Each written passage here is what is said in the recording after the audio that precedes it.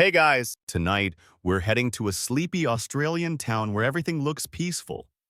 Surfboards leaning against pastel cottages, kookaburras cackling at dawn, and the salty breeze soft enough to lull even the worst insomniac. But beneath that sleepy surface, we'll find two sisters identical, inseparable, and eventually irreversibly broken. You're standing outside a boutique Pilates studio in New Haven. The sign above the door reads Whitmore Wellness in looping teal font, flanked by eucalyptus branches and little pebbles painted with motivational quotes. Inside, there's a smell of peppermint oil and ambition. At first glance, the Whitmore twins look like they've stepped off a wellness retreat brochure. Same sun-kissed blonde hair tied in matching braids, same glowing skin, same deliberate calm in every gesture. If you're a local here in 2015, you probably know Samantha as the stern one, the core strength, or get-out instructor, and Claire as the soft-spoken charmer who remembers your dog's name and asks how your shoulders feel before class. They're born in Brisbane, 1981. Same hospital bed, same lullaby, same mother humming off-key before vanishing far too soon. Lung cancer, cruelly fast. Their dad, Roger, works in city planning, quiet, emotionally evasive, and the kind of man who folds his socks with ruler precision. From age 9 onward, the girls become each other's safe place, like a mirror that understands you better than your reflection ever could. Growing up, they're glued together. Sleepovers, boy trouble, morning jogs, everything. They even start a blog in their 20s.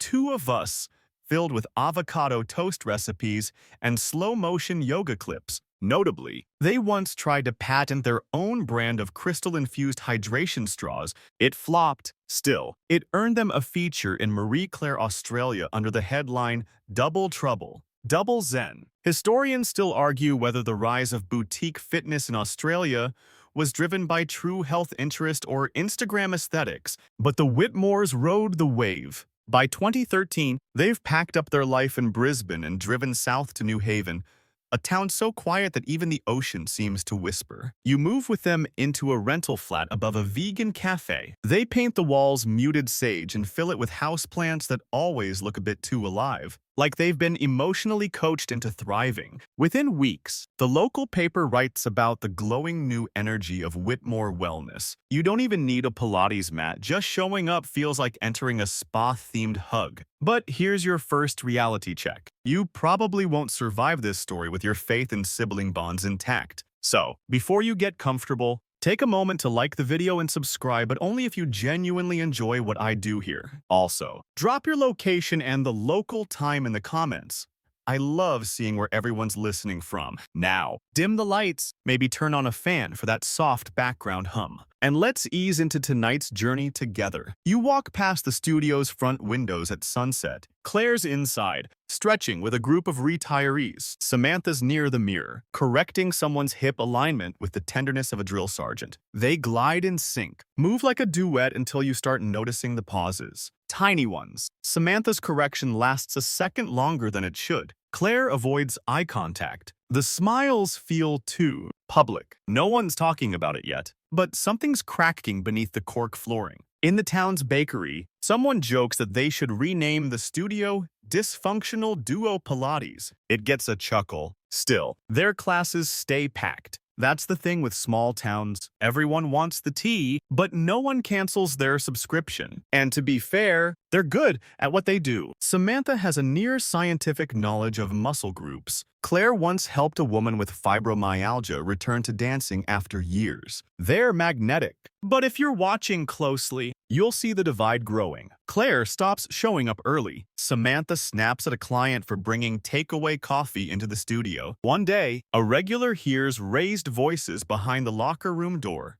Something about invoices and wine bottles. Pilates culture, ironically, is all about control of breath, body, posture, but these two are losing it. That's when the rumors start. That Claire wants out, that she's secretly applying for a solo visa to Bali, that she's tired of holding space for Samantha's moods. And worse, someone claims Claire confided that Samantha scares her sometimes. Here's a quirky tidbit for you. In 17th century Europe, twins were often feared as omens. In France, one superstition claimed If identical twins argued in public, it would summon a lightning storm. No storms hit New Haven, but something electric is building. By mid-2016, the Whitmore Instagram page loses its glow. Fewer sunset posts, more reposted affirmations. Claire stops appearing in stories. Samantha's captions get vague. New chapters ahead.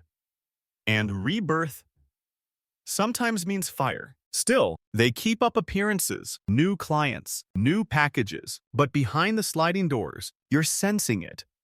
That familiar feeling that something beautiful is rotting from within. And you're right, because soon they'll pack their bags, rent a Land Rover, and take one final sister trip. A trip that one of them won't come back from. You wake up in Brisbane in the early 90s, where two little girls with matching pajamas are eating cereal in complete silence. They're 11. They've already learned that silence is safer than questions. Their mother, Angela Whitmore, had been a hospice nurse with a laugh loud enough to make strangers smile. She smelled like eucalyptus and fabric softener, and never missed their bedtime story until, very suddenly, she did. Lung cancer does that. It waits for no one. And when she passed, it hollowed the house. You live those days with them. Samantha becomes meticulous, folding her clothes with surgical precision. Claire starts writing letters she never sends to their mother, to no one. Their father, Roger, the city planner, begins disappearing into floor plans and council meetings. He stops correcting their homework,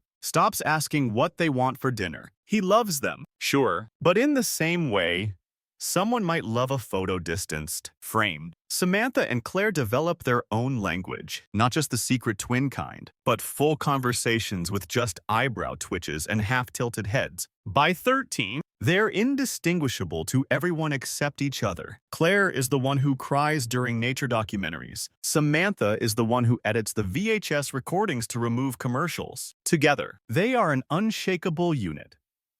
A private world with a no outsiders policy. In high school, they're not exactly popular, but they're noticed. Everyone remembers the Whitmore girls. They're good at sport, better at biology, and oddly intimidating with their synchronized walk. Samantha leads the science club. Claire organizes a student-run wellness week where they replace soda machines with smoothie samples. That weekend's early when someone spikes the kale shots with gin. But still, Claire shrugs and laughs, her first proper one in months. Historians still argue whether twin bonds are biologically stronger or just a romantic myth. But in the Whitmore case, their bond felt almost ritualistic, like two halves of one organism. If Samantha had a flu, Claire stayed in bed too. If Claire liked a boy, Samantha suddenly hated him on principle. It wasn't always healthy. It was never simple. You graduate with them. Samantha earns a kinesiology degree. Claire chooses holistic health, acupuncture,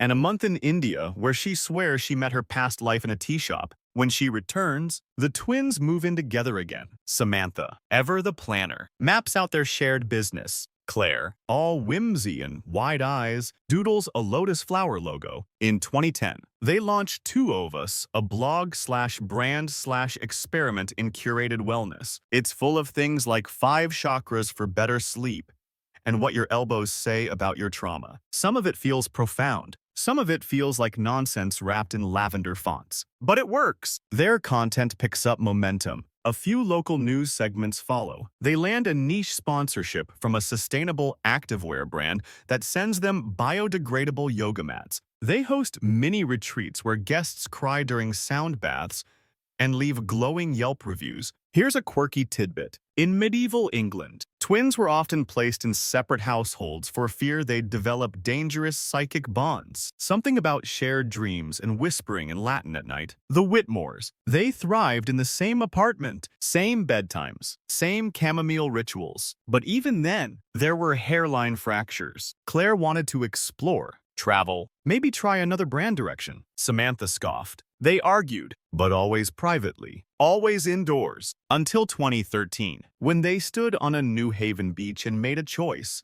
You're there with them now, squinting into the sunlight on a driftwood bench. Samantha's reading a property listing. Claire's watching seagulls fight over a chip. The air smells like salt and eucalyptus. And when Samantha says, "We could build something here," Claire doesn't say no, so they do. The boutique studio comes first, then local partnerships, wellness festivals, sunrise classes by the shore. People come to sweat and stay for the vibes. A retired surf instructor claims their guided meditations helped him finally forgive Gary from the surf club. No one knows what Gary did. No one asks. You help them hang fairy lights on the studio porch. You watch clients fall asleep during savasana. You listen to Claire's playlists of ocean waves and tuned gongs, and occasionally a random Taylor Swift song hidden in there like a glitch in the Matrix. Samantha is the structure. Claire is the softness, and together, they build something that almost resembles a new family. Almost, because in the background, Roger begins calling less. Claire starts getting itchy for Bali again. Samantha starts drinking more red wine and color-coding their receipts with a permanent scowl. Still, most days feel okay. You believe they'll make it. Until one night in 2016, Claire misses a class. Samantha says she's just tired.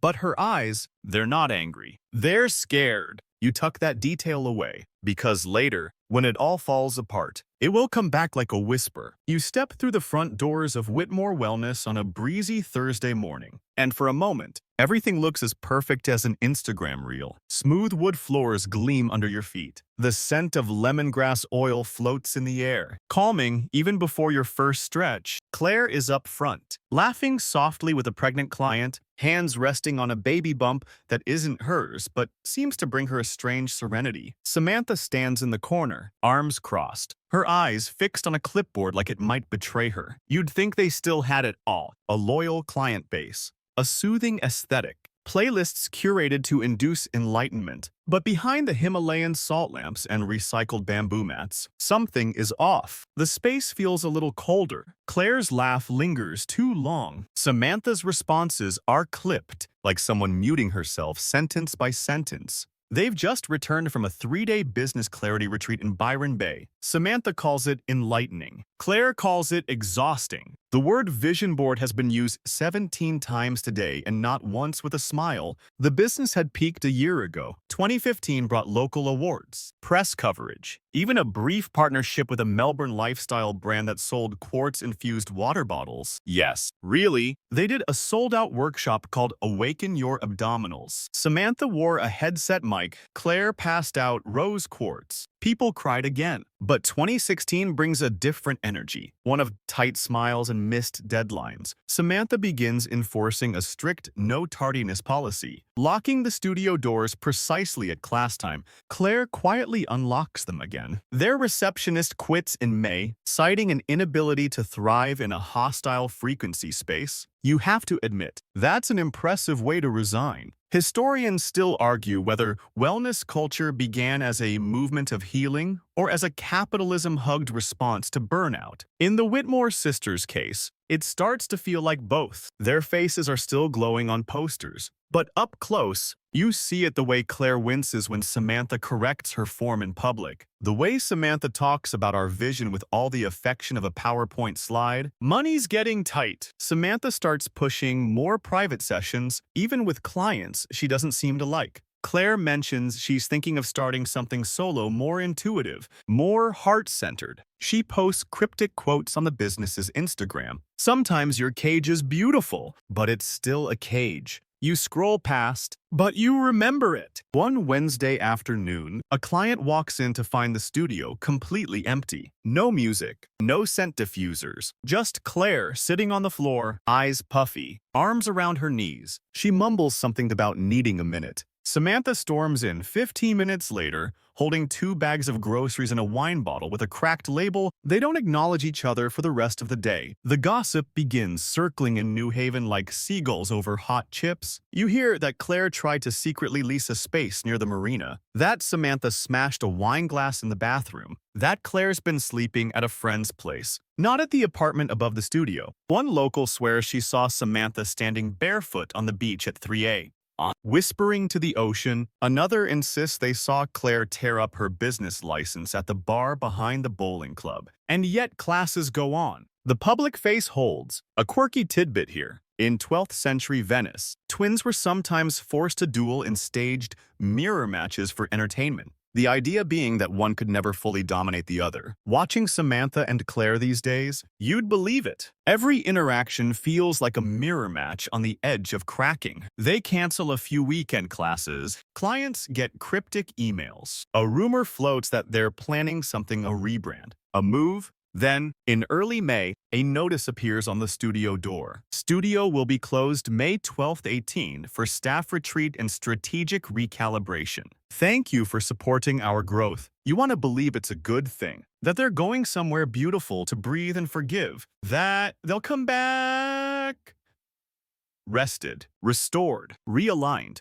You even imagine the drive, a rented SUV with a smoothie in the cup holder and a Spotify playlist titled Soul Sisters Road Trip. You picture them laughing again. Arms out the window, wind in their hair like it used to be. But when Samantha makes the booking for the Land Rover, she uses her own card, and Claire tells her friend it might be the last time I try with her. Neither of them knows how true that will be. You're standing in the parking lot now, watching them pack. A yoga mat, a bottle of rosé, a bag of unsent letters Claire's been keeping since university. Their hands brush briefly while lifting a duffel bag and they both flinch. One more attempt, one more drive, one more shot at fixing the unfixable. The sun is hot, the wind smells like driftwood, and you swear the car already feels too small for all that tension. Still, they smile for a photo taken by a neighbor who waves them off with a "Bring back the good vibes." You watch them roll down the windows and pull onto the highway, and then you're left with nothing but exhaust, sea air, and a sense you won't see both of them again. You're in the car with them now. The white Land Rover hums as it snakes its way along the Great Ocean Road, one of those postcard-perfect stretches of coastal highway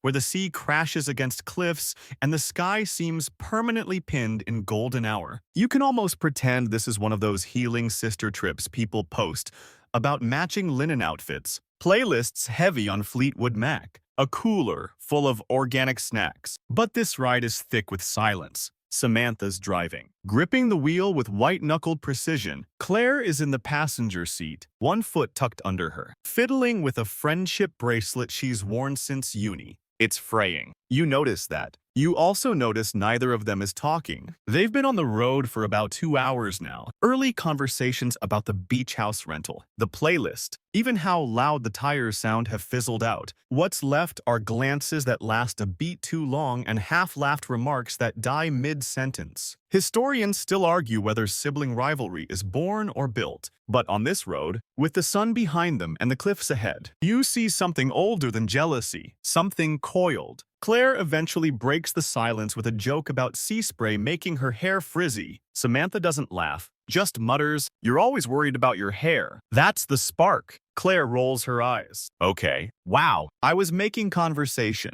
"You always do that," Samantha replies, eyes still on the road. "Make everything light so you don't have to deal." Claire turns to her. "This is why we needed this trip." You snap. You hold everything in until it turns volcanic. "Don't psychoanalyze me with your third-hand wellness quotes." Samantha snaps. There's a pause. You swear the car gets colder, even though the sun is blaring through the windows. They don't talk for another 30 minutes. You pass lookout points with couples snapping selfies, families unpacking sandwiches. You roll by the 12 Apostles, the massive limestone stacks that seem ancient enough to outlast time and arguments alike. Claire points at them quietly. "You used to love this part." Samantha's jaw tightens. "Used to." They stop for lunch in Lorne Fish and Chips, eaten in separate silences. Claire buys a postcard at a tourist shop but doesn't write on it, just tucks it into her pocket like a forgotten promise. A quirky tidbit. In early 1900s Australia, some twin pairs were enrolled in separate schools and given different last names as part of an experiment in individuality reinforcement. That sounds cruel until you realize what happens when two identities are fused too tightly. Like the Whitmores. Back in the car, the road starts to narrow. Cliffs rise on one side. Ocean opens on the other. Samantha's speeding up, just slightly. Claire says nothing, just glances out the window. Then, "You read my messages," Claire says, flatly. Samantha doesn't answer. Her hands are at 10 and 2, eyes forward. "I know you did." Claire continues, "My phone was open and you looked. That's why you brought this trip up." You found the email. Samantha's breath catches, but her expression doesn't change. So what? You were quitting, running off to Bali like everything's just a vibe. I was going to tell you. I was trying to. You were going to leave me with debt. You were going to abandon everything we built. Now Claire's voice rises. You built a prison. Sam, the business isn't just collapsing, it's making us hate each other. You're a ghost in the back seat now, watching this fight unspool like an old cassette tape finally unraveling. The air is static. The road ahead curves. Claire reaches out suddenly, grabs Samantha's wrist. Look at me. Samantha jerks away, one hand still on the wheel. The car swerves. Just a little. Don't touch me while I'm driving, she hisses. Claire leans back, arms crossed. Voice quiet now. You'd rather crash than be left alone. That lands like a slap. Samantha exhales through her nose, clenches the wheel tighter. Her eyes flick to the rearview mirror. You don't know what she's looking for. Maybe herself. Maybe a way out. The car continues down the winding stretch of cliffside. The tires hum. The wind roars louder than the music. And then they start yelling. Full volume. Old fights surface. Stolen credit cards. That one boyfriend in 2014 who booked the New Haven lease without asking. You catch phrases like, you need help. And you're just like, Mom and I gave up everything for you. Claire throws her hands up. Says, pull over. Samantha doesn't. Claire tries again. Louder. Pull. Over? She doesn't. You hit a bend. There's a sudden swerve. And then everything goes silent. There's no brake. The Land Rover lurches right. You feel gravity shift. The wheels lift. The world tilt. You're flying for a second. Just a second. And then it ends. With the sound of metal screaming against rock and glass splintering like winter frost, you wake up to silence. And then chaos. There's the distant hiss of the ocean. Too calm for what's just happened.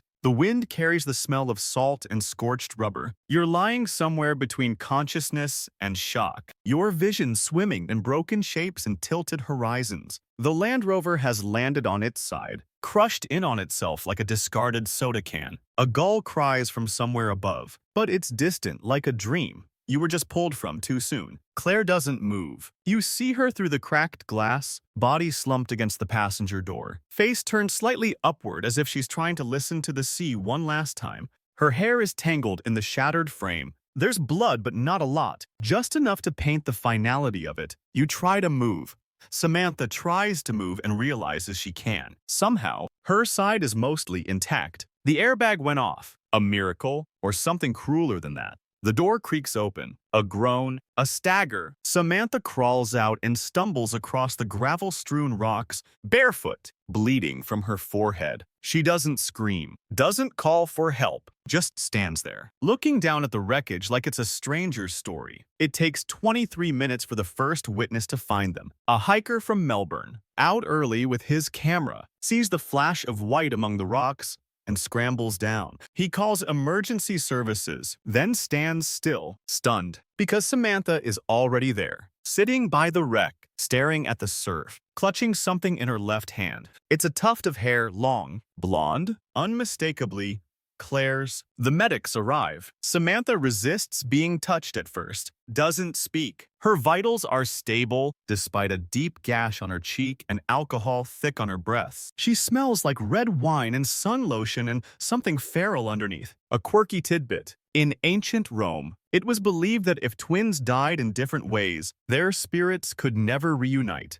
One must guide the other forever split. Like stars cursed to orbit without touching. Samantha is loaded into an ambulance. Claire is zipped into a bag. And suddenly, the Whitmore twins are no longer a set. You're in the emergency room now. Samantha's staring at the ceiling while nurses clean the blood from her skin. A detective from the local station waits in the hall, flipping through a small notebook. They're not convinced by the accident theory. Not after hearing the hiker say he saw no signs of panic, no screaming, just one twin cradling the wreckage of the other with eerie stillness. Historians still argue whether trauma always renders people numb, or if numbness is sometimes a rehearsal for guilt. Samantha finally speaks. They were my breaks, she says flatly. Claire, Claire grabbed the wheel. The problem is, the black box says otherwise. The vehicle's internal system shows no sudden braking, no skidding, no swerve correction, just a clean, uninterrupted acceleration off a 30-meter cliff. No tire marks, no signs she tried to stop. And then there's the hair, clutched in her hand like a parting souvenir. Police begin asking questions. Was she drinking? Yes, blood alcohol, level nearly 3 times the legal limit. Were they fighting? A witness saw raised voices earlier at a petrol station. Had there been previous violence? No reports. But the receptionist from the studio says the two were volatile. The story starts to fracture. Back in New Haven, news travels fast. Small towns have a talent for tragedy. They chew it, mold it, retell it in 100 flavors. Some say Samantha's always been off. Others claim Claire had a mean streak. No one saw. Someone digs up an old photo of them on the beach and swears you can see it coming in Samantha's eyes. The boutique studio locks its doors. A bouquet of white roses appears on the front step. Then another. Someone tapes a card to the window. Claire, we miss your light. By the end of the day, the press picks up the story. Sister survives. Cliff crash. Twin dead in suspicious wreck. Comments explode, conspiracy threads pop up. Everyone has an opinion. No one has the whole truth. The police begin compiling a case file. They look into financial records. Samantha had just taken out a new loan. Claire had quietly contacted a property agent about selling her stake. A contract sits half-finished in her inbox. And that's when they pull airport surveillance. 3 days after the crash, Samantha shows up at Melbourne Airport with a one-way ticket to Singapore. A hoodie pulled low, hair dyed darker, luggage light. She makes it through check-in before 2 officers approach her at Gate 7. She doesn't fight, just exhales and says, "Took you long enough." You're there with her, sitting across the table in the interrogation room. A metal chair, fluorescent lights, and a faint buzzing sound overhead that feels almost like punishment. Did you mean to drive off the cliff? No. Were you drunk? Yes. Did you two argue? A long pause. I think we always were. You're back at the cliff, just for a moment. The crash site has been cleared now, only the scorch marks remain. A few tourists take photos, unaware that just days before, a car full of memories fell off this very edge. The wind whistles low, like it's remembering. Meanwhile, Samantha Whitmore is in a holding cell in Melbourne, barefoot, wrapped in a gray blanket, and colder than the concrete floor beneath her. She doesn't ask for a lawyer. She doesn't ask for anything. When the detective offers her water, she says, "I want to sleep," but no one's sleeping here. The next day, she's charged second-degree manslaughter, pending further investigation. It's not murder. Not yet. Prosecutors believe she acted recklessly, under the influence, and that her failure to brake contributed to Claire's death. It's enough for now. News anchors call it the Pilates twin tragedy. The internet, less subtle, coins the hashtag CliffsideClaire. Memes circulate of Land Rovers captioned, "She took downward dog too far." You wish you could say people were kinder, but online, people are rarely kind. Historians still argue whether public trials in the digital age shape justice or distort it. In Samantha's case, justice is already bending under the weight of public suspicion. Claire's funeral is held a week later in Brisbane. Samantha doesn't attend. Of course she doesn't. She's 2 hours north in a remand center, watching the rain through a slit in the wall. The funeral is small. Closed casket. Claire's ashes will later be scattered off the coast of New Haven, right where the sisters once hosted sunrise meditations. Claire's favorite scarf is draped over the urn. It smells faintly of bergamot. Their father speaks softly at the service, voice cracking once. They came into this world together. I never thought. He doesn't finish the sentence. You walk through that day as a ghost. The cafe across the street offers free herbal tea in memory of Claire. The yoga community posts a tribute video. Soft music, slow montages, and Claire's voice from old clips saying things like, "Let your breath hold you like a wave." It has 12 views by sunset. Meanwhile, Samantha sits with a prison counselor. I don't remember what happened, she says. The counselor doesn't push, just writes something down. Probably notes like, possible dissociation, PTSD, survivor guilt, or something darker. You're with the detectives as they dig deeper. They find the rental car receipt booked by Samantha on her personal card. They find the black box data speed maintained. No attempt to break. They find Claire's final journal entries on her phone. The last one, dated the morning of the crash, reads, "I'm scared she won't let me go." That alone doesn't prove anything. But when paired with the alcohol level, the history of public arguments, and Samantha's attempt to flee the country,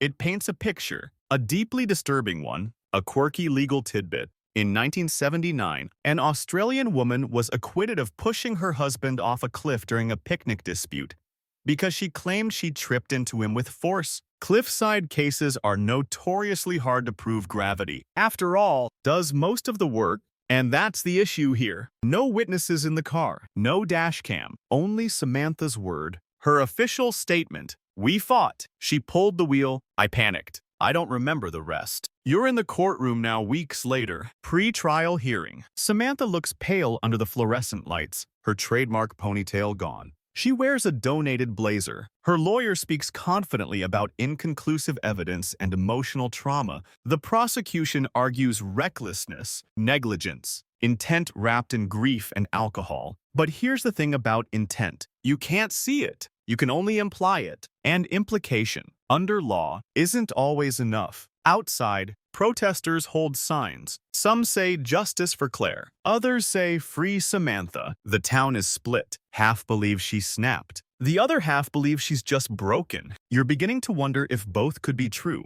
The judge sets a court date for the full trial. Samantha is released on strict bail conditions. GPS ankle monitor. Weekly check-ins. No alcohol, no travel. She walks out of custody into a cold Melbourne morning. No press conference, no statement, just silence. And the weight of 1,000 eyes watching her every move. You're standing beside the wreckage again. Only this time it's on a courtroom projector. Grainy drone footage from the accident scene plays out for 12 stone-faced jurors. The sea glints in the background like it couldn't care less. The trial begins under the kind of gray sky that makes people whisper outside courthouses. Reporters shuffle notes. The courtroom sketch artist has already filled half a page. And Samantha Whitmore sits quietly at the defendant's table in a navy blouse that looks borrowed. She's paler than ever, but not frail, not weeping, just absent, like she's underwater in a glass tank. Watching all of this happen from somewhere far, far away, the prosecution opens with calm precision. They show the black box data. No breaks, no swerve correction. They highlight her blood alcohol level, the rental receipt, the hair still gripped in her hand. They call it what it is: recklessness, negligence, the result of a long-standing pattern of emotional volatility and alcohol abuse.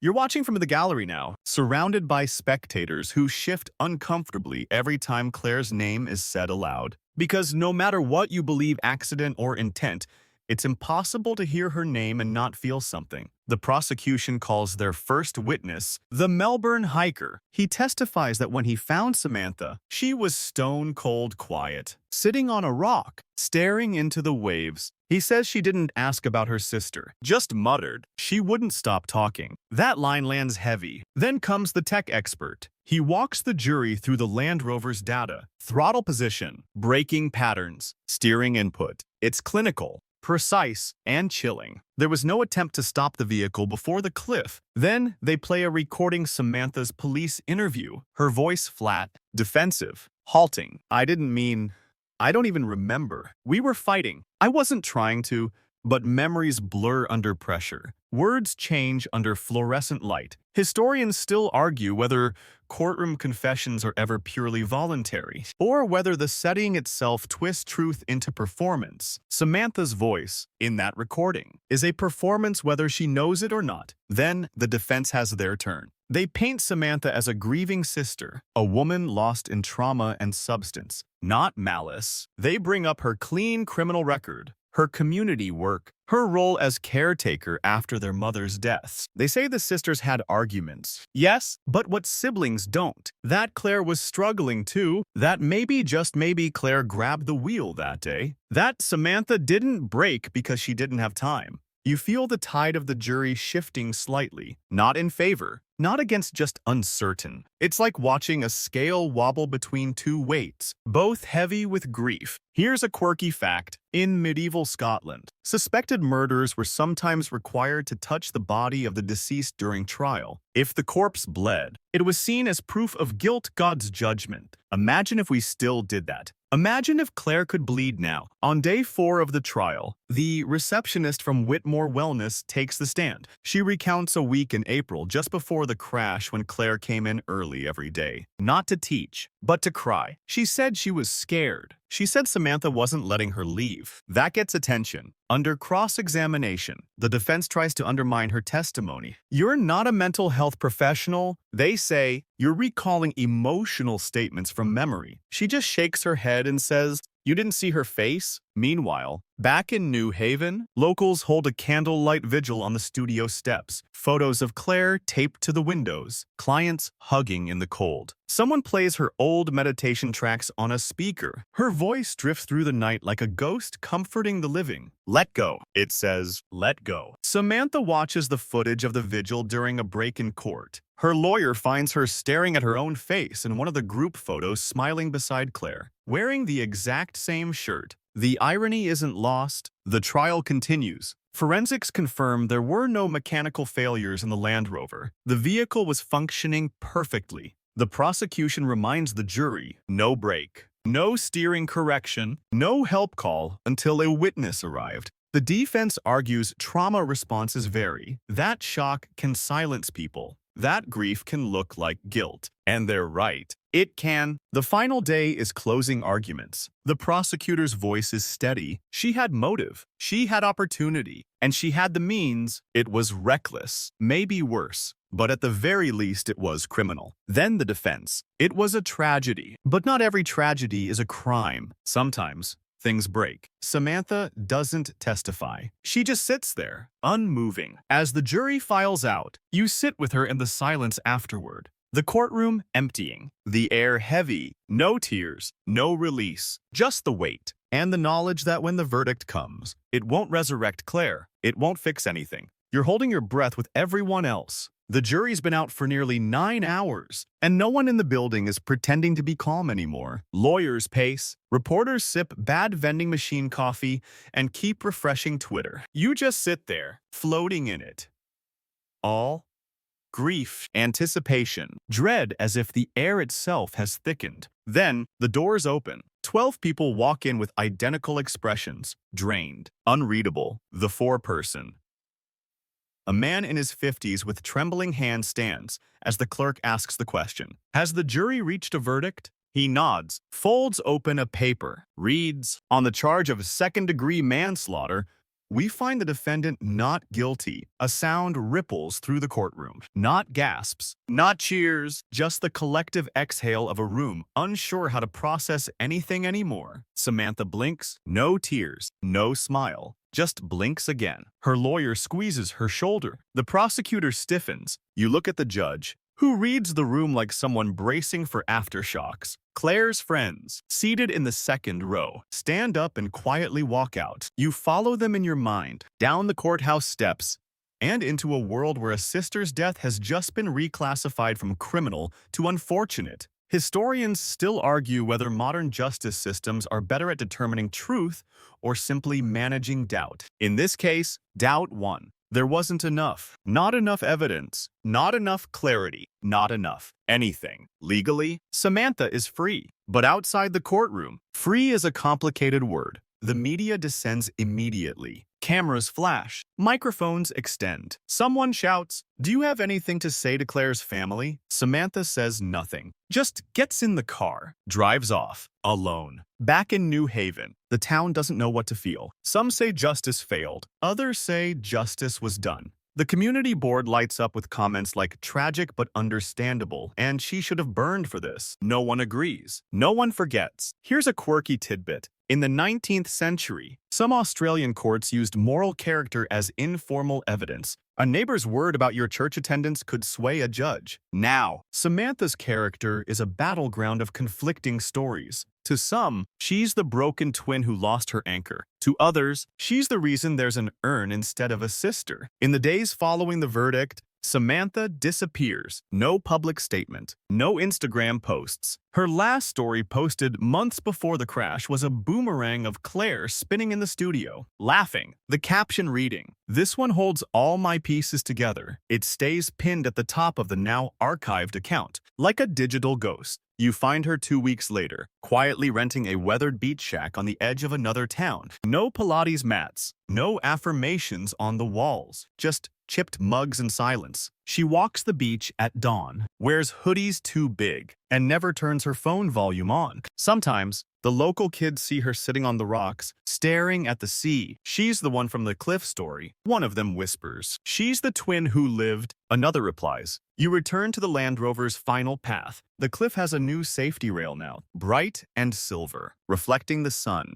There's a memorial plaque at the edge that reads, "In memory of Claire Whitmore, who loved the sound of waves." Tourists take photos. Most don't know what happened here, but the locals do. They say they still see two shadows walking the beach at sunset. One moves with purpose, the other follows, just a step behind. And somewhere in the middle of all this, Samantha tries to exist, not move on, not heal, just exist. She applies for work at a community co-op, volunteers to plant trees, buys canned soup, and pays in coins. The town doesn't bother her much, but they don't forget either. People look twice when she walks into the bakery. Someone leaves a bottle of lavender oil on her doorstep with no note. She doesn't throw it out. She just places it on her windowsill, where it catches the light like something remembered. She has a therapist now. Says little, listens more. Once, during a particularly rainy session, the therapist asks her what she dreams about. Samantha stares out the window for a long time,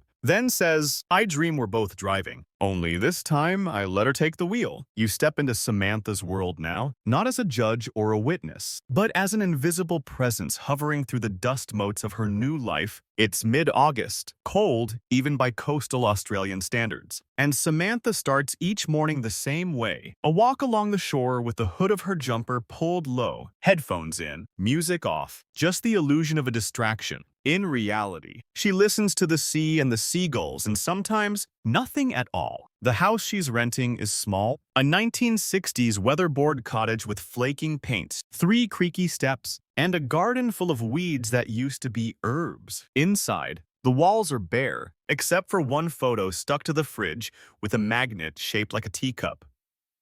It's the twins in Byron Bay, both mid-laugh, eyes half closed against the sun. Claire's holding a smoothie. Samantha's holding Claire's elbow like she's afraid the wind might carry her away. It's the only photo she didn't burn. You'd think people would avoid her now, but oddly, that's not the case. They just don't know what to say. A woman at the farmer's market offers her an extra bunch of rosemary. A child points and says, "That's the yoga lady." A man on a bicycle swerves when he sees her and doesn't wave. She's a myth now. A local echo. People speak about her like a campfire story with no punchline. And then there's the letters. Every few days, a new one slips through her mail slot, all handwritten, no return address. Some sympathetic, some vicious. One just says, "You shouldn't have lived." She keeps them all in a shoebox under her bed. Doesn't open most of them. Historians still argue whether isolation after scandal is self-imposed or socially engineered. But in Samantha's case, it's both. She avoids others because she knows how they see her, and they avoid her because they don't know how to look. She's applied for a job at a small bookstore. The owner, a retired teacher named Gwen, calls her in for an interview.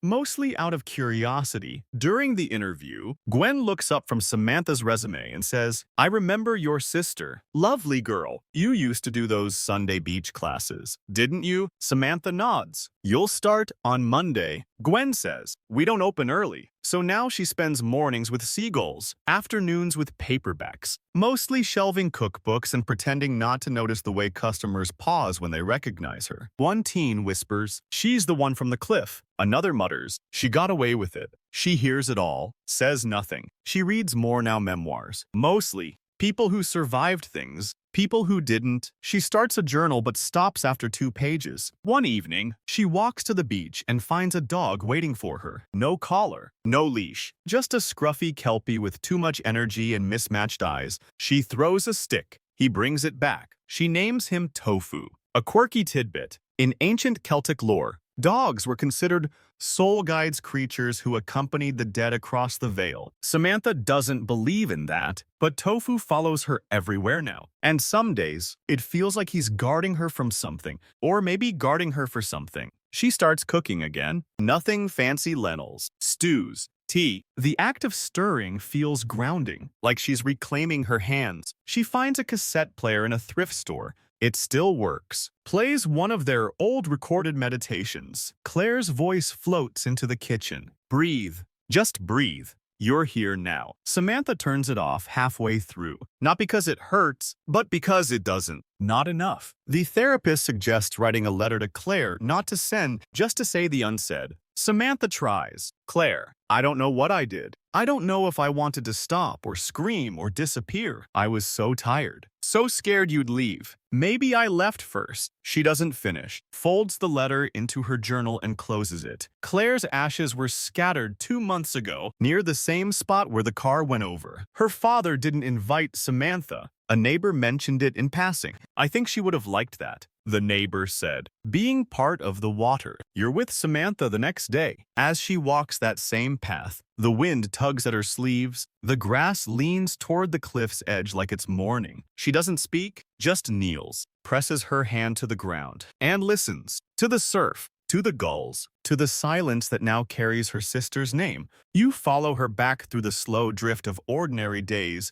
the kind that don't make headlines but somehow carry the full weight of a life unraveling and rethreading itself quietly. Samantha now opens the bookstore 4 days a week. Gwen, the owner, pretends not to notice that she's alphabetizing the cookbooks obsessively or that she flinches every time someone says the word sister. The regulars are starting to soften. One old man who always buys crossword puzzle books leaves her a folded joke on a napkin each Thursday. They're awful. She keeps them all in the drawer by the register. One afternoon, a young woman walks in wearing leggings and a hoodie. Claire's style. Almost too close. Samantha freezes. For a split second, she thinks the universe is playing a trick, that she's seeing her again, just 20 feet away by the fiction table. But it's not Claire. Of course it's not Claire. The girl smiles politely and asks if the Secret Life of Trees is in stock. Samantha nods, points wordlessly. The smile lingers on the customer's face for a second too long. She knows who Samantha is. They always do. You walk home with her that night. Under a cloudless sky, the moon reflects off the water, like something trying to remind her she's still here, still breathing, still part of the living. She started leaving her porch light on, not because she's afraid, just because. Historians still argue whether people in grief recreate patterns of the lost to keep them close. Samantha seems to live inside that question. She eats the cereal Claire used to like, uses her shampoo. She even starts saying right-o again. Something Claire used to say when she was annoyed but trying to be funny. One night, she dreams she's back in the studio. Claire is there. Music is playing. Candles flickering. They're adjusting someone's posture, laughing, arguing over whether core activation is just a scam invented by Instagram. And then the dream turns. Claire's eyes go blank. She says, "You always wanted to be me." Samantha wakes up shaking. There's a knock at the door that afternoon, an envelope, no return address. Inside is a printed article from The Age titled, "The Woman Who Survived the Cliff. Is New Haven's Most Notorious Twin Starting Over?" It's not flattering. It's also not entirely wrong. The article quotes former clients, old social media captions, courtroom summaries. It ends with, "Whatever the truth, the sea keeps her secrets." And maybe Samantha does too. She doesn't get angry, just sighs. She pins it on the fridge next to the Byron Bay photo. That night, Gwen invites her for tea. The house is cluttered and warm, full of wool blankets and mismatched mugs. They talk about books and weather and nothing that matters until it does. Do you think you're evil? Gwen asks, out of nowhere. Not cruelly, just plainly. Samantha thinks for a long time. No, she says finally, but I think part of me was dying. And sometimes dying things destroy whatever's still alive around them. Gwen nods and pours more tea, a quirky historical tidbit. In ancient Japanese lore, there's a spirit called a funayure, a ghost of someone who drowned and now haunts the sea, forever trying to pull others under. But if you give them a ladle with no bottom, they can no longer collect souls. They drift, aimless, powerless. Samantha keeps walking past the beach every morning, keeps tossing sticks for tofu, keeps existing. Then one morning, she walks further than usual, past the cliffs, past the memorial plaque, and she climbs down to the rocks where the Land Rover landed. She stands exactly where Claire died. The tide is out. The rocks are bare. She kneels, runs her hand over the stone, as if hoping to feel something heat, a pulse, a memory. Instead, she feels a sharp edge and pulls back to see her palm bleeding. It feels strangely right. She whispers something you can't quite hear. Maybe it's an apology. Maybe it's just her name.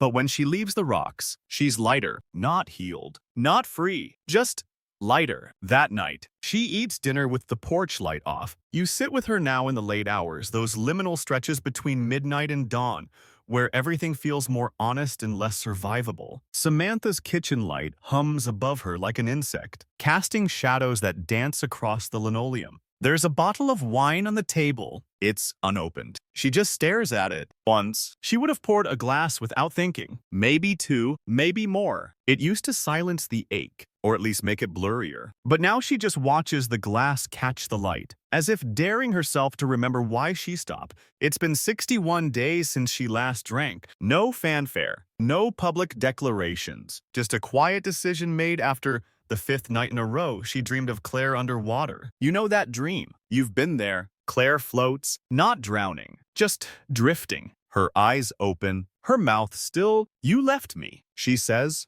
but not angrily, almost like it's a fact. Samantha wakes gasping. Tonight, she picks up a pen instead of the corkscrew. She writes in her journal, nothing fancy, just a list. Things I remember. Her laugh when she burned the rice. That time she dyed her hair pink and said it was for her soul. The way she touched every single lavender stalk in that field outside Hobart. How she made a playlist for our fight and called it Soundtrack to Emotional Murder. That she forgave me too many times. That I never asked her to stop. Historians still argue whether self-forgiveness can exist without accountability, whether it's healing or erasure. Samantha writes like she's trying to map her way through that paradox. New Haven hasn't forgotten her, but it has started adjusting. You overhear people in line at the grocery store whisper less. Someone asks her where to find the lentils. A teenager tells her the bookstore is kinda peaceful now. Even Gwen mentions that the regulars don't glare anymore. Progress. In its smallest units, there's a local history group that hosts a community storytelling night. Samantha is invited, not because they expect her to talk, but because someone decided she shouldn't be uninvited anymore. She shows up, wears jeans and a navy sweater, doesn't say much, just sits in the back, petting Tofu's ears. But when an elderly woman forgets the name of a book mid-story, Samantha chimes in gently. The year of magical thinking. The room nods. The woman smiles. No one mentions the cliff. That night, at least, she starts meditating again, not professionally, just for herself. 15 minutes a day, sometimes in silence, sometimes to old recordings. Once, she even presses play on one of Claire's old voice memos. Close your eyes, Claire says, and imagine your body like a boat. Samantha almost laughs. Claire had a thing for metaphors that didn't quite work, but still she closes her eyes. A quirky fact, in early 20th century Australia, it was common for women to send letters to local newspapers under pseudonyms like The Lonely Wife or A Sister's Grief. They'd write poems, advice, even confessions. Half were ignored. The other half built invisible networks of mourning. Samantha thinks about writing a letter like that. Instead, she writes a short post for the bookstore's blog. Not about the crash, not about Claire, just about grief and second chances. She titles it, What to Do with a Story That Won't Let Go. It goes viral. quietly. Without her name on it, you read the comments. I needed this. I think I'm her. I lost my sister too. She doesn't reply to any of them, but she reads every single one. At the end of the post, she writes, "Sometimes your story breaks you in half, but sometimes it gives you back your hands." And then she presses publish, not with a sense of triumph, but with a breath that feels for the first time full. You find her one morning sitting cross-legged on the studio porch, the old Whitmore wellness space, boarded up, dusty, unloved. She's not supposed to be here. The landlord had it listed for lease again. The windows are covered in grime, and the Zen Begins Here sign is half detached, swaying, like it's unsure whether to hang on or let go. But Samantha's just sitting. Tofu lies beside her, chewing on a driftwood stick. A seagull screams from the roof like it's trying to break the silence. She doesn't flinch. Inside, everything's frozen in time. Some flyers are still tacked to the corkboard. Full moon flow with Claire. August. Prenatal Pilates. Bring your own mat and birth plan. She unlocks the door. The key still works. Dust clouds bloom in the sunlight as she pushes it open. The mirrors are smudged. A few yoga blocks are stacked neatly in a corner like forgotten toys. You walk with her across the studio. Her footsteps are soft but sure. She stops at the front of the room, the same spot she once stood with a headset mic, eyes burning with instruction. She used to call this space a sanctuary for the soul and spine. Now it just smells like stale eucalyptus and unfinished apologies. She kneels down, runs her hand across the floorboards, and finds the old scuff mark where Claire once tripped mid-lunge and couldn't stop laughing. Samantha told her it was unprofessional. Claire told her to buy a bigger sense of humor. Samantha smiles. For once, not a bitter one. Historians still argue whether locations hold memory or if memory simply projects itself onto place. But here, it's hard not to feel something stitched into the walls. A vibration, a warmth, or maybe just the ache of something once vibrant, now faded. She opens a cupboard and finds a box of aromatherapy oils half used. Claire's handwriting is on the labels. Lavender, for tension. Ylang ylang, for new moons plus bad moods. She uncaps one, sniffs, closes her eyes. Then she walks back out and locks the door. But this time, she doesn't leave quietly. She walks straight to the town council office. You're beside her as she fills out the paperwork. The clerk doesn't comment, just glances at the name, Samantha Whitmore, then hands her the form for community creative usage application. She applies to reopen the space not as a Pilates studio, not as a business, but as something new, a grief and restoration center, workshops, journaling nights, guided meditations, grief yoga, trauma literacy sessions, no fees, donations optional. She doesn't want to lead. She just wants to hold space. She calls it the still room, a quirky fact. In Elizabethan households, a still room was where herbal remedies, teas, and tinctures were crafted by hand. It was a place for healing, not noisy, not grand, just still. The name sticks. You watch her scrub the walls, repaint the doors, sweep out cobwebs like she's exorcising old pain. She doesn't erase Claire. She leaves the wall mural. Claire painted an abstract sun rising over a wave with just one small addition. A second wave, trailing behind. People begin to come. Slowly at first, a woman who lost her partner to cancer, a teenager navigating a parent's addiction, a father who can't sleep since the car accident. They sit on cushions, sip tea, and speak, or don't. That's fine too. And Samantha, she listens. She doesn't offer mantras or corrections. She doesn't say everything happens for a reason. She just listens. You're there one night when she shares something quietly, like someone testing the temperature of memory. I didn't know how to live without her, she says. I thought if I couldn't keep her, I'd rather neither of us be free. There's a long silence. No one tells her she's forgiven. No one tells her she's damned. They just stay, and the stillness is the response. Word spreads, slowly, gently. One visitor writes on a note card. It doesn't feel like healing. It feels like breathing again. That card gets pinned to the front desk. The studio that once demanded control now welcomes mess, and grief, and silence, and noise. And you, standing with her, feel something shift, not redemption, not closure, but truth. Finally, uncurled,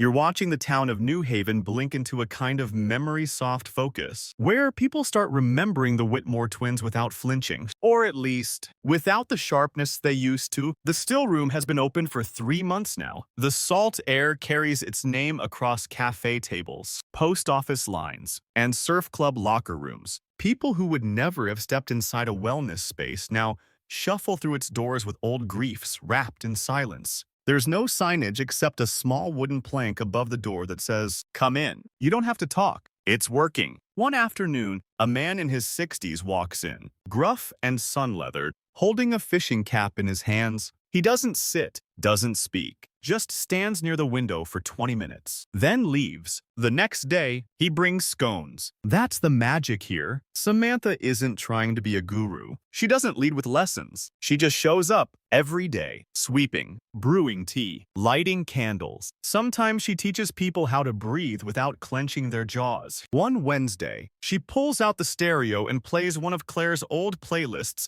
during journaling hour. Fleetwood Mac, Hozier, a bit of Florence and the Machine. The energy in the room changes, not mournful, but richer. You glance around and notice that no one cries when Claire's voice comes on. They smile. Samantha notices too. Historians still argue whether emotional resilience is built by enduring hardship or by metabolizing it, turning suffering into service. The still room feels like the latter, a metabolized grief, turned into shared air. She no longer reads the online forums about her case, but one night, Gwen shows her a Reddit thread that's gone quietly viral. That Pilates twin. She's doing something incredible in New Haven. It includes photos, the sunlit floorboards, tofu sprawled under a chair, a quote on the wall in imperfect handwriting. Healing isn't always light. Sometimes it's the brave act of showing up in the dark. Samantha reads the thread, doesn't comment. She just smiles, presses her hand to her heart like Claire used to do after teaching. You walk home with her that night under a stretch of stars, the tide pulling in slowly, deliberately. She pauses at the beach's edge and kicks off her shoes. The sand is cold but grounding. She closes her eyes and breathes deeply. Then she speaks, as if to no one,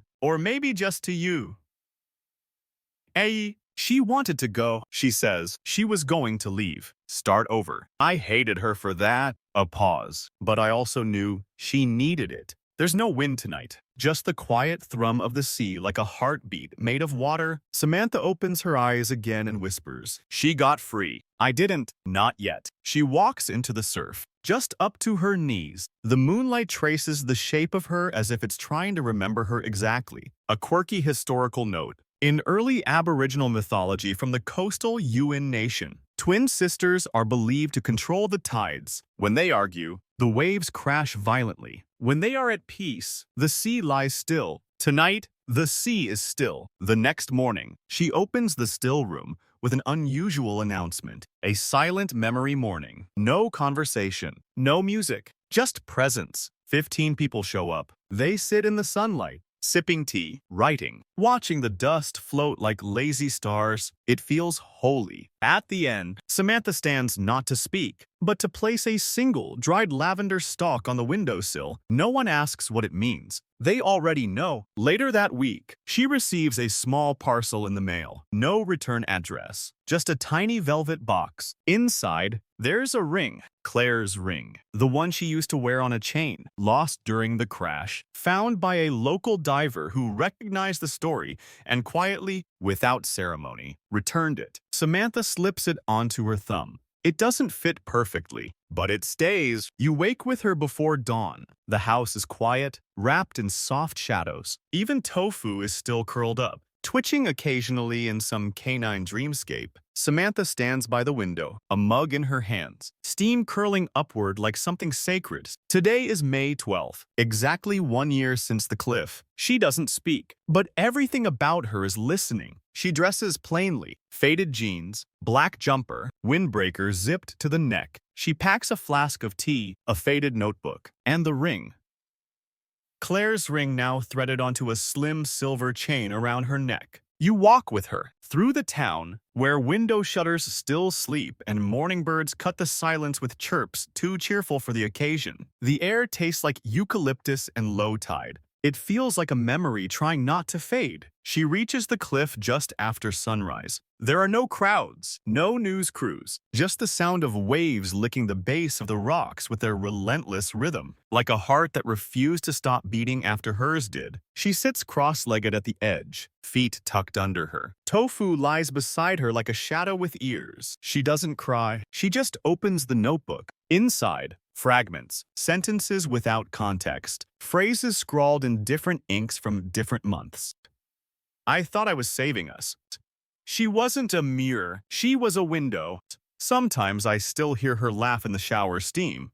Maybe she forgave me already. Maybe she's waiting. Historians still argue whether anniversary rituals are meant to honor the past or control it. Samantha doesn't care. This is not ceremony. This is acknowledgement. She unscrews the thermos cap. Steam. Peppermint. She pours a small cup and sets it beside her on the stone, like a silent offering. Then she speaks, just one line. Happy birthday, Claire. It wasn't their birthday, but maybe it was because today marks the birth of who Samantha became after everything shattered. The person who didn't vanish again. Back in town, Gwen unlocks the bookstore early. A few customers arrive. Ask where Samantha is. She just nods towards the sea and says, she's where she needs to be. In the afternoon, Samantha returns. There's a small envelope waiting for her on the still room doorstep. Inside is a dried flower lavender, brittle but intact, and a scrap of paper. I believe in your becoming. No name. She pins it above the teacups. She leads a short meditation that evening. Just 6 people. No incense. No mantras. Just breathing. At the end, someone asks, what's helped you the most? Samantha pauses, then says softly, making space. For everything. For what I did. For what I didn't. For what will never have a clear answer. You walk home with her in the blue of dusk. The streets glow with porch lights. Someone plays piano nearby, tentative. Lovely. Wrong notes and all. A quirky note. In medieval monasteries, monks had a word for the final light of day.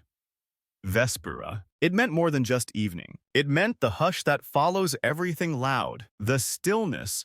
Before surrender, Samantha stops at the beach again. This time, she doesn't walk into the water. She just watches it. Then, finally, she whispers, you can go now, not to Claire, to the guilt, to the story, to the part of herself that thought suffering was the only way to stay close. And for the first time, she walks away from the water without looking back. You return with her to the place where it all began only now. It doesn't feel like a crime scene, or a tomb, or even a memory. It just feels like a beach at low tide, with wet sand pressing up between her toes and the air smelling faintly of driftwood and old promises. It's been over a year. The still room thrives in its quiet way. There's a new mural on the wall, painted by local teens during a grief workshop. It's not symmetrical. It's not even especially good, but it's honest. Bright streaks of color stretch across uneven waves, and right in the middle, a pair of mismatched sandals rests in the paint. Claire would have found it ridiculous. Samantha leaves it up. She teaches 1 class a week now, not Pilates, not meditation, just breath work and gentle movement. She starts each session with a phrase Claire once wrote in an email. If your body is a house, leave a window open. It's become her signature. Clients smile when they hear it. Some even echo it under their breath. Like a charm. You sit with her on the beach now, knees drawn to her chest, hair tucked beneath a beanie. Tofu's chasing invisible enemies near the dunes. The sky is layered in pastels, blue,